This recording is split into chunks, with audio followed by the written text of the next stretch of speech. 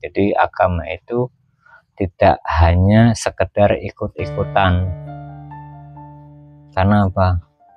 Manusia akan menanggung dosa-dosanya sendiri, tidak bisa diwakilkan oleh orang lain.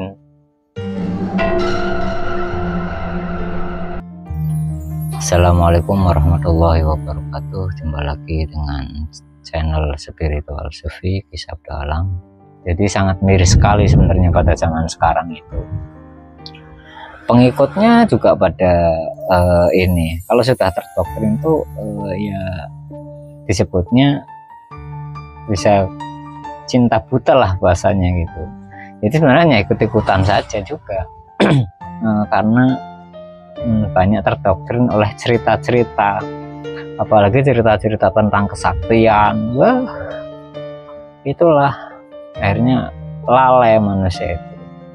Karena untuk menuju Tuhan itu harus melepaskan segala kesaktian hakikatnya. Karena kesaktian itu masih didasari oleh hawa nafsu pada dasarnya. Orang wiridan pengen sakti, pengen dapat karomah, itu hawa nafsu sebenarnya. Jadi beda dengan orang yang disaktikan sama Tuhan, sama orang yang sakti karena laku, itu berbeda. Kalau disaktikan sama Tuhan itu memang kemauan Tuhan, tapi kalau sakti karena laku itu kemauan diri sendiri ataupun kemauan hawa nafsu disebutnya. Itulah yang jadi rancu zaman sekarang itu di situ. Jadi jangan terjebak dengan kesaktian, padahal pewaris para nabi ataupun pembawa ilmunya para nabi, orangnya itu biasa-biasa saja, dia nggak akan terlihat sakti, makanya sulit dikenal, itu sulit. Makanya disebut bersembunyi dalam keramaian. Kalau bersembunyi dalam kesunyian ataupun yang sepi masih mudah diciri, tapi kalau bersembunyi di dalam keramaian itu sulit. Bahkan seandainya kita berhadapan dengan orang itu, belum tentu kita akan mengenali kalau Tuhan tidak menunjuki itu. Karena syaratnya kita harus melepaskan ego-ego kita.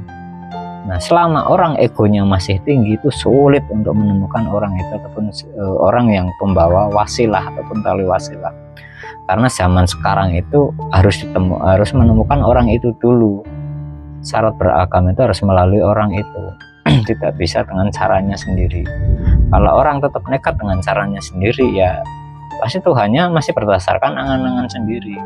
Makanya antara satu orang dengan satu orang lainnya ataupun yang lainnya pasti akan berbeda. Dan masa Tuhan berbeda-beda